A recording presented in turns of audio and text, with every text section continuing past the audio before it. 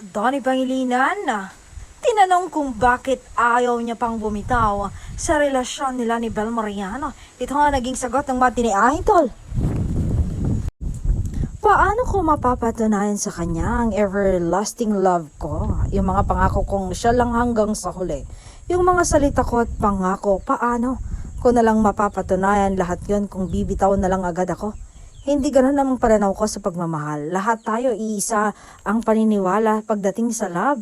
Pero iiba na lang yan sa paniniwala. Depende sa perspective ng tao.